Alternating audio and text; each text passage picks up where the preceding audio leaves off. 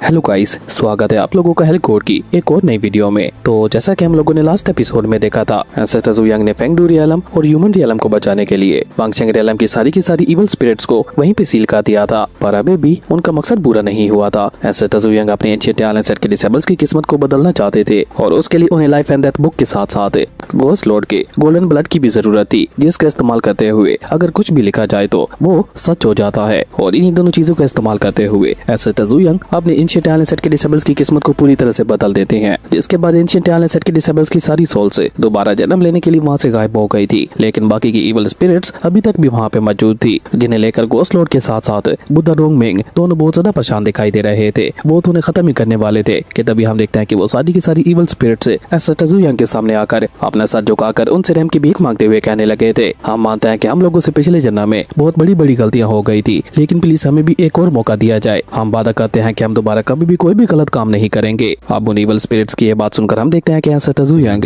Haven के खिलाफ जाते हुए उन सभी को भी दोबारा जन्म लेने का मौका दे देते हैं। अब अगर वैसे तो एंसेस्टर ज़ू यंग की जगह पे कोई और होता तो अब तक हेवन उसे खत्म कर चुका होता, लेकिन एंसेस्टर ज़ू यंग के पास हेवनली स्टोन मौजूद था, जिसका इस्तेमाल करते हुए ancestor Zu young heavenly law को किसी भी तरह से कंट्रोल कर सकते थे। और इस तरह वांगचेंग रियलम के अंदर आने वाली एक बहुत बड़ी तबाही एंसेस्टर ज़ू यंग ने खत्म कर दी थी, जिसके बाद यहीं से हमारे अगले एपिसोड की शुरुआत होती है। तो इस एपिसोड की शुरुआत में हम लोगों को स्पिरिट वर्ल्ड का सीन दिखाया जाता है, जहाँ पे ब्लैक नाइन जो कि 12 डिसेबल्स में से एक था, वो उन इवल स्पिरिट्स का इस्तेमाल करते हुए जिंदा होने की कोशिश कर रहा था, लेकिन एंसेस्टर ज़ू यंग ने उन इवल स्पिरिट्स को आजाद करवाकर उसका पूरा प्लान चौपट कर दिया था। इसके चलते हम देखते हैं कि वो जिस एनर्जी को डिवोर कर रहा था, वही एनर्जी उसके ऊपर बैकलैश करते हुए उसकी बॉडी के टुकड़े टुकड़े कर देती है, जिसके चलते हम देखते हैं कि पूरे स्पिरिट वर्ल्ड के अंदर एक बहुत बड़ा एनर्जी ब्लास्ट हो गया था। और उस खतरनाक एनर्जी ब्लास्ट को देखकर 12 के 12 डिसेबल्स बहुत ही बुरी तरह से घबरा गए थे। इवन बूची तो वहाँ पे डरते हुए कहने लगी थी, आखिर यहाँ पे ये सब हो क्या रहा है? क्या ज़ू यंग को हमारी लोकेशन के बारे में पता चल गया है? बूजी की ये बात सुनकर हम देखते हैं कि चेंग मेंग वहाँ से भागते हुए कहते हैं, अगर उन्हें पता चल गया है तो तुम यहाँ पे क्या खड़ी खड़ी अपनी मौत का इंतजार कर रही हो? जल्दी से भागो यहाँ से। और ये कहकर वो तीनों अपनी जान बचाते हुए बहुत ही तेजी के साथ वहाँ से भागना शुरू कर देते हैं, ये कहते हुए कि एंसेस्टर ज़ू यंग कभी भी यहाँ पे आ सकते हैं। अब उन तीनों को इस तरह से अपनी जान बचाकर वहाँ पे भागते हुए देखकर यिन ज़ाओ वहाँ पे उन लोगों से कहती है, इस छोटे से वर्ल्ड को स्पेशली मास्टर ने हमारे लिए क्रिएट किया था, इसलिए ज़ू यंग चाहकर भी यहाँ पे नहीं आ सकता, लेकिन अगर गलती से वो यहाँ पे आ भी जाता है तो ये हमारी दुनिया है और यहाँ पे हम लोग जैसे चाहे मर्जी ज़ू यंग के खिलाफ फाइट कर सकते हैं। और तुम दोनों को लुका छुपी का बहुत ज्यादा शौक है ना, तो हमारी इस दुनिया के अंदर तुम लोग दोबारा से ज़ू यंग के साथ वो गेम खेल सकते हो।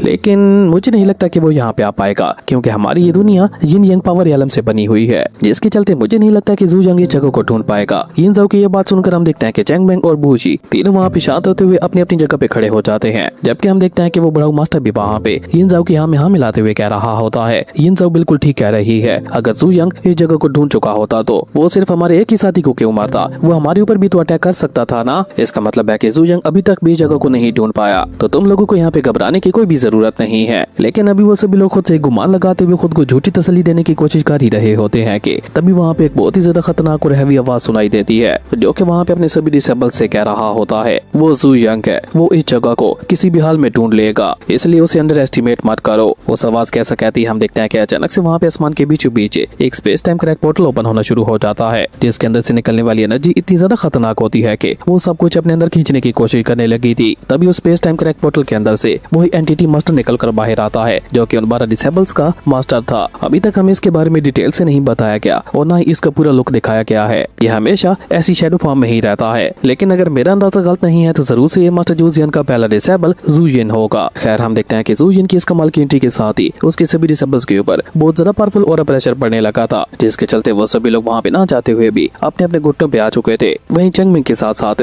बाकी सभी लोग भी वहाँ पे चिल्लाते हुए कहने लगे थे, मास्टर अगर ज़ू यंग यहाँ पे आ जाता है तो वो हम में से किसी को भी जिंदा नहीं छोड़ेगा, पर हम लोग इतना जल्दी नहीं मरना चाहते। इवन चेंग मेंग तो वहाँ पे डर के मारे पीछे हटते हुए कहने लगे थे, अब हम क्या करें, हम इतना जल्दी नहीं मरना चाहते। वही मिंग वहाँ पे कुछ सोचते हुए कहने लगी थी, वैसे भी ये मौत कितनी ज्यादा बोरिंग होगी, ऐसी मौत में तो जरा सा भी फन नहीं होगा। मिंग की ये बात सुनकर हम देखते हैं कि चेंग भी वहाँ पे उसके हाँ में हाँ मिलाते हुए कहता है, सिस्टर तुम बिल्कुल ठीक कह रही हो, क्योंकि अभी तक तो हम लोगों ने यहाँ पे अच्छी तरह से अपना खेल भी पूरा नहीं किया, तो ब्रदर ज़ू यंग अगर यहाँ पे पहले ही आते हुए हमें मार देता है तो फिर भला उसका क्या ही फायदा होगा। जबकि इस बीच हम देखते हैं कि फैटी अपने पेट पे हाथ फेरते हुए कहने लगा था, और मैंने तो अभी अच्छी तरह से खाना भी नहीं खाया, और ये कहकर वो भी वहाँ पे खिसकने की कोशिश करने लगता है। ये सारे के सारे वो डिसेबल्स थे जो कि ऑलरेडी एंसेस्टर ज़ू यंग से टकरा चुके थे, इसलिए इन सभी लोगों को एंसेस्टर ज़ू यंग की पावर्स के बारे में पता था। तो अब अगर मौत खुद चलकर उनके पास आ रही है तो भला कौन नहीं डरेगा। जबकि ऊपर की तरफ हम देखते हैं कि वो एंटिटी मास्टर वहाँ पे अपने पास से एक टायर को बाहर निकालते हुए कहता है, ये मेरी दुनिया है, इसे मैंने बनाया था, तो अगर जू यंग यहाँ पे आने की हिम्मत करता है तो मैं खुद उसे अपने हाथों से मौत के घाट उतार दूंगा। उस एंटिटी मास्टर की ये बात सुनकर हम देखते हैं कि उसके सभी डिसेबल्स वहाँ पे चैन की सांस लेते हैं, क्योंकि अब उनका मास्टर खुद उनकी हिफाजत करने वाला था। खैर उसके बाद सीन चेंज होता है और हम लोगों को दोबारा से वांग शंग-रियलम का ही सीन दिखाया जाता है, जहाँ वांग शंग-रियलम पूरी तरह से शांत हो चुका था और बुद्धा रोंगमिंग भी अपने वांग शंग-रियलम को देखते हुए कह रहा था, मेरा वांग शंग-रियलम पूरी तरह से खाली हो चुका है, तो फाइनली अब इस बुद्धा को भी थोड़ी शांति मिलेगी। बुद्धा की ये बात सुनकर हम देखते हैं कि घोस्ट लॉर्ड वहाँ पे मुस्कुराते हुए उसे कहता है, मेरे दोस्त तुम बिल्कुल ठीक कह रहे हो, पर एक सच्चाई ये भी है कि ह्यूमन रियलम के अंदर से बुराई कभी भी खत्म नहीं होने वाली, और जब तक ह्यूमन रियलम के अंदर बुराई रहेगी तब तक मेरा ये वांग शंग-रियलम इवल स्पिरिट से भरता रहेगा, इसलिए ये शांति हमेशा यहाँ पे नहीं रहने वाली। और ये कहकर बुद्धा रोंगमिंग एंसेस्टर जू यंग के सामने अपना सर झुकाकर उनसे माफी मांगते हुए कहता है, एंसेस्टर जू यंग प्लीज मुझे माफ कर दीजिए, मैंने आपके ऊपर अटैक करने की कोशिश की थी, बिना ये जाने कि आप तो हमें यहाँ पे एक बहुत बड़ी मुसीबत से निकालने की कोशिश कर रहे थे। अगर आपने यहाँ पे आकर हमारी मदद ना की होती तो अब तक फेंगडू सिटी के साथ साथ पूरे ह्यूमन रियलम के ऊपर भी उन इवल स्पिरिट्स ने कब्जा कर लिया होता, जिसके चलते ह्यूमन रियलम भी पूरी तरह से खत्म हो चुका होता। हम आपके शुक्रगुजार हैं क्योंकि आपने वो काम किया है जो कि हमारी जिम्मेदारी थी। बुद्धा रोंगमिंग के पीछे पीछे हम देखते हैं कि घोस्ट लॉर्ड भी वहाँ पे एंसेस्टर जू यंग के सामने अपना सर झुकाकर बुद्धा की हाँ में हाँ मिलाते हुए कहने लगा था, बुद्धा रोंगमिंग बिल्कुल ठीक कह रहे हैं, अगर आपने सही समय पे हमारी मदद ना की होती तो अब तक सब कुछ तबाह हो चुका होता। इवन घोस्ट लॉर्ड तो वहाँ पे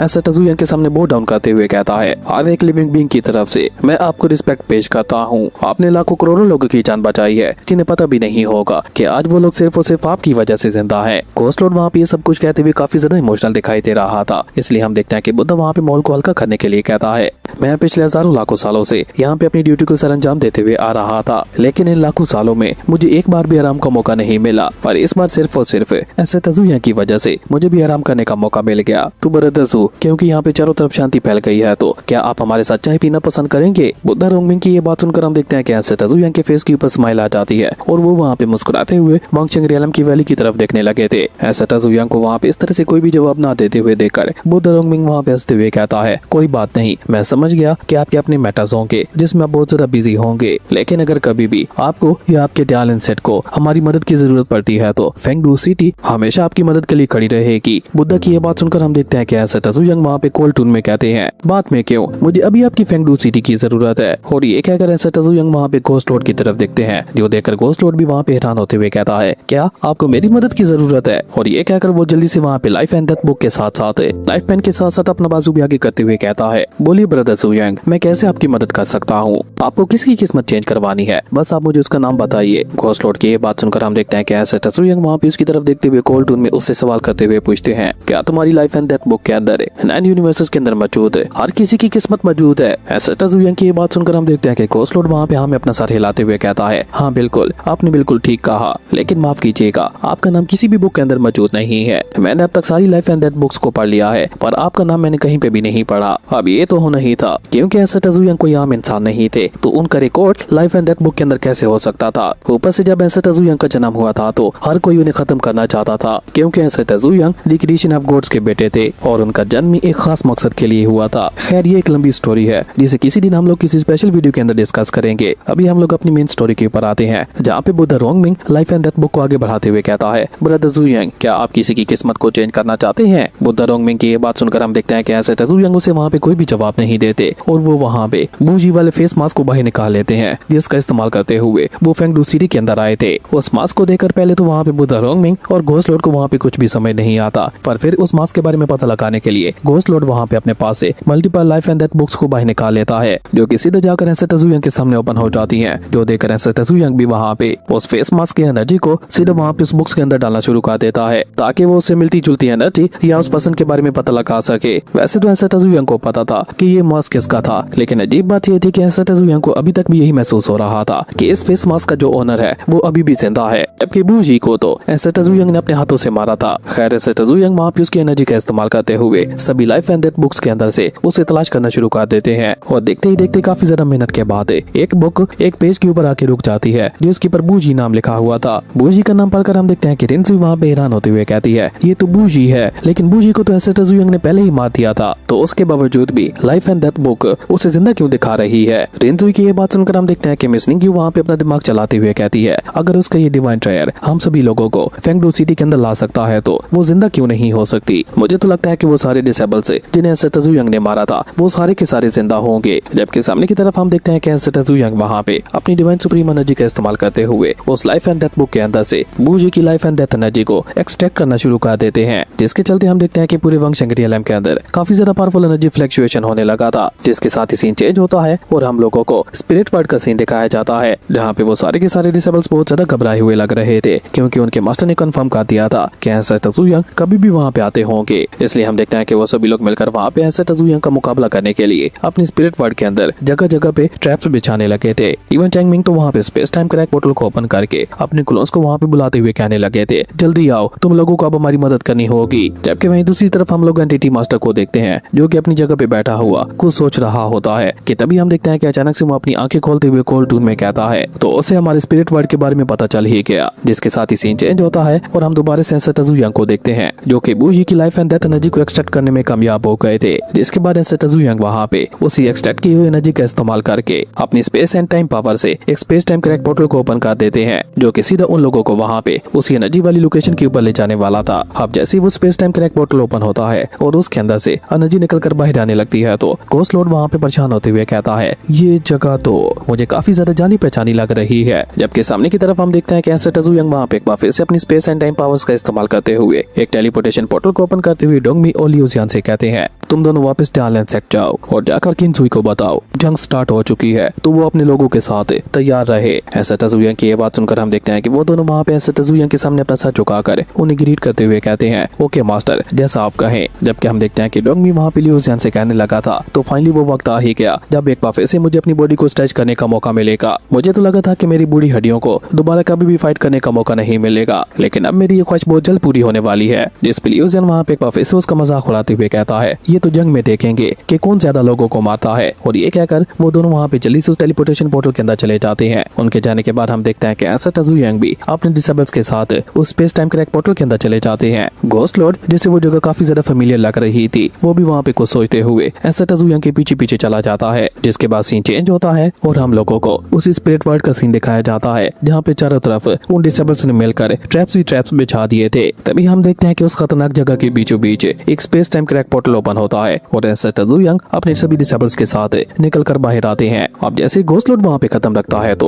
वो वहाँ पे हैरान होते हुए कहता है, जैसा कि मुझे महसूस हो रहा था, ये जगह बिल्कुल फेंगडू सिटी की तरह लग रही है। इवन यहाँ की पावर्स, यहाँ के रूल्स बिल्कुल हमारी फेंगडू सिटी की तरह है। और सबसे अजीब बात तो यह है कि आप लोगों को अपने सामने जो स्प्रिंग वाटर दिखाई दे रहा है, इसका ओरिजिन बिल्कुल वंशंग रियलम जैसा लग रहा है। तो ये कहना गलत नहीं होगा कि ये जगह मिनी फेंगडू और मिनी वंशंग रियलम है। इस दुनिया को जिस किसी ने भी बनाया है वो इसका इस्तेमाल करते हुए मरी हुई सोल्स को यहाँ पे बुला सकता है और जैसे चाहे मर्जी उन्हें कंट्रोल कर सकता है, यानी कि उसकी लाइफ एंड डेथ उसके हाथ में है। यानी कि हमारे फेंगडू सिटी के अंदर एक अलग फेंगडू चल रहा है। और अगर मेरा अंदाजा गलत नहीं है तो ये सब कुछ सिर्फ इसलिए किया गया होगा, कोई अपने खास लोगों को फेंगडू सिटी के रूल से बचाना चाहता होगा और उसके लिए उसने अपने अलग से फेंगडू बना दिया होगा। और ये कहकर घोस्ट लॉर्ड वहाँ पे अपना दिमाग चलाते हुए कहने लगा था, मुझे तो लगता है कि जानबूझकर यहाँ पे इस भूल भुलैया को बनाया गया है और ये किसी तरह का कोई ट्रैप है ताकि एंसेस्टर जू यंग खुद यहाँ पे आते हुए उनके ट्रैप के अंदर फंस सके। नहीं, हम लोगों को सबसे पहले यहाँ पे इस ट्रैप को सुलझाना होगा। लेकिन बेचारा घोस्ट लॉर्ड अभी वहाँ पे अपना दिमाग चलाते हुए सब कुछ कह ही रहा होता है कि तब तक हम देखते हैं कि एंसेस्टर जू यंग वहाँ से आगे बढ़ चुके होते हैं, जो देखकर घोस्ट लॉर्ड वहाँ पे चिल्लाते हुए कहता है, नहीं एंसेस्टर, आगे मत बढ़िए, ये एक ट्रैप हो सकता है। लेकिन हम देखते हैं कि एंसेस्टर जू यंग तो जानबूझकर वहाँ पे उस ट्रैप के अंदर फंसते हुए एक धागे के ऊपर अपना पाँव रख देते हैं, जिसके चलते हम देखते हैं कि वो सारे डिसेबल्स जिन्हें एंसेस्टर जू यंग ने मौत के घाट उतारा था, वो सारे के सारे एक साथ ही एक्टिवेट होते हुए चारों तरफ से आगे बढ़ते हुए अपने अपने अल्टीमेट टेक्निक का इस्तेमाल करते हुए एंसेस्टर जू यंग के ऊपर अटैक कर देते हैं। अब ये देखकर घोस्ट लॉर्ड वहाँ पे और भी ज्यादा परेशान हो गया था, जो देखकर एंसेस्टर जू यंग वहाँ पे कोल्ड टून में उससे कहते हैं, इन बुज़दिलों से तुम इतना क्यों डर रहे हो, मेरे लिए चूहे के बराबर है। और ये कहकर एंसेस्टर जू यंग वहाँ पे कोल्ड टून में सिर्फ इतना ही कहते हैं, डिस्ट्रॉय। एंसेस्टर जू यंग कैसे कहती है, हम देखते हैं कि वहाँ पे उनकी बॉडी से इतनी ज्यादा पावरफुल स्पिरिचुअल एनर्जी रिलीज होती है कि जैसे ही वो जाकर उनकी सोल्स के साथ टकराती है तो उन सभी की सोल्स भी वहीं पे खत्म हो जाती हैं। लेकिन क्योंकि ये 12 डिसेबल्स का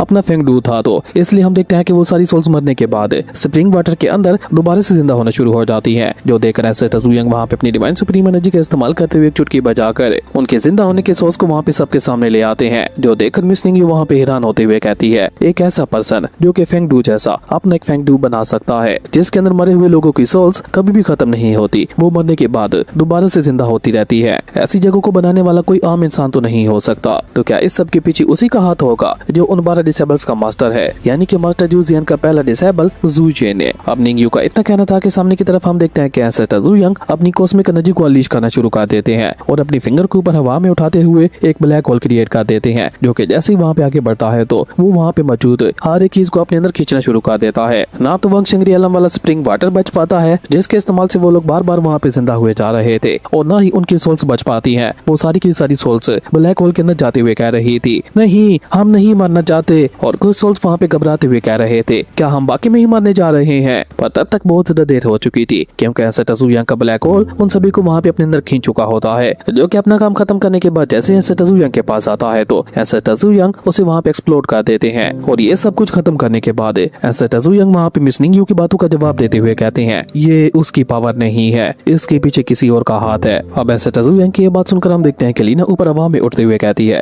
अगर ये इन 12 डिसेबल्स का हेडक्वार्टर है तो हम यहाँ पे उनकी लाइफ फोर्स को क्यों नहीं ढूंढ पा रहे। मुझे लगता है हम लोगों को यहाँ पे इस जगह को अच्छी तरह से एक्सप्लोर करना होगा। लीना की ये बात सुनकर हम देखते हैं कि बर्निंग क्रॉ भी वहाँ पे आगे बढ़ते हुए कहता है, हाँ हो सकता है हमें यहाँ पे कोई और डिवाइन ट्रायर भी मिल जाए। लेकिन ये कहकर जैसे बर्निंग क्रॉ वहाँ पे आगे बढ़ता है तो हम देखते हैं कि अनजाने में उसका पाँव वहाँ पे एक धागे के ऊपर पड़ जाता है, जिसके चलते वहाँ पे एक बहुत बड़ा एक्सप्लोड हो जाता है। अगर एंसेस्टर जू यंग ने वहाँ पे सही समय पे उसके चारों तरफ प्रोटेक्टिव बैरियर को एक्टिवेट ना किया होता तो अब तक बर्निंग क्रॉ का खेल वहाँ पे खत्म हो चुका होता। अब ये तो बस शुरुआत होती है, क्योंकि उसके बाद हम देखते हैं कि एक के बाद एक वहाँ पे उन सभी लोगों के ऊपर हमले होने लगे थे। जगह जगह पे छोटे छोटे एनर्जी ब्लास्ट होने लगे थे, जो देखकर घोस्ट लॉर्ड भी वहाँ पे घबराते हुए कहने लगा था, आखिर यहाँ पे ये सब हो क्या रहा है, ये जगह अचानक से कोलैप्स क्यों हो रही है। मुझे लगता है कि स्पेस यहाँ की एनर्जी को बर्दाश्त नहीं कर पा रहा है। इस बीच हम देखते हैं कि वहाँ पे 4 डिसेबल्स की लाइफ फोर्सेस से भागने की कोशिश करती हैं, लेकिन एंसेस्टर जू यंग उन्हें वहाँ पे डिटेक्ट कर लेते हैं और वो तुरंत ही अपनी डिवाइन सुप्रीम एनर्जी का इस्तेमाल करते हुए उन्हें वहाँ पे पकड़ते हुए सीधा अपने पास ले आते हैं। वहीं सब कुछ खत्म होने के बाद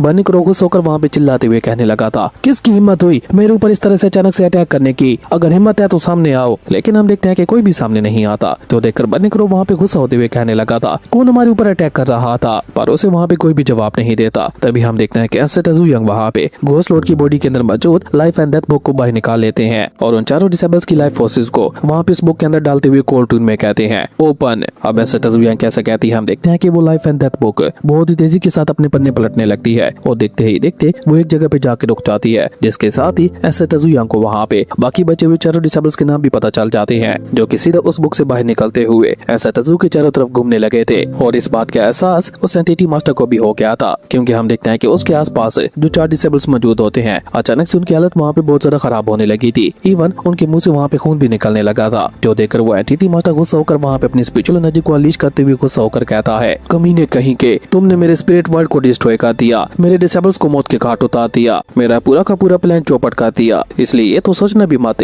कि मैं तुम्हें इतनी आसानी के साथ यहाँ से जाने दूंगा, वो भी इतना सब कुछ करने के बाद। और ये कहकर वो एंटिटी मास्टर वहाँ पे 4 रियलम्स के अंदर अपना ऑर्डर पहुंचाते हुए कहता है, बाकी बचे हुए 4 रियलम्स की प्रोटेक्शन और भी ज्यादा बढ़ा दो, तुम लोगों की जाने क्यों न चली जाए, पर उसके बावजूद भी तुम लोगों को इन 4 रियलम्स की हिफाजत करनी होगी, खास तौर पर 4th रियलम की, क्योंकि जू यंग का अगला टारगेट 4th रियलम ही होने वाला है। अब एंटिटी मास्टर के आदेश पाकर हम देखते हैं कि वहाँ के सारे डीमंस अपने अपने काम में लग जाते हैं। इवन ये डीमंस तो वहाँ पे कुछ भी नहीं थे, क्योंकि हम वहाँ पे क्योस डीमंस को भी देखते हैं, जिनका साइज इतना ज्यादा बड़ा होता है कि वो एक पूरे के पूरे यूनिवर्स तक को अपने हाथ पे उठा सकते थे। चारों तरफ वहाँ पे एंटिटी मास्टर की खतरनाक क्योस पावर फैलना शुरू हो जाती है, जिसके साथ ही हम लोगों को वहाँ पे 12 डिसेबल्स में से एक नू ही को दिखाया जाता है, जो कि अपने सिंहासन के ऊपर बैठते हुए कह रहा था, आ जाओ जू यंग, मैं तुम्हारा मुकाबला करने के लिए पूरी तरह से तैयार हूँ। उसके साथ ही हम लोगों को वहाँ पे 12 डिसेबल्स में से एक और को दिखाया जाता है, जिसका नाम आउसी होता है, जो कि एंसेस्टर जू यंग को याद करते हुए कह रहा होता है, आ जाओ जू यंग, मैंने तुम्हारे लिए एक बहुत बड़ा गिफ्ट तैयार कर रखा है, मैं तुम्हारे आने का बहुत ही बेसब्री के साथ इंतजार कर रहा हूँ। और उसके बाद हमें एक एक करके बाकी के दोनों डिसेबल्स भी दिखाए जाते हैं। ये 4 डिसेबल्स वो थे जो कि बाकी के 4 रियलम्स के ऊपर राज करते थे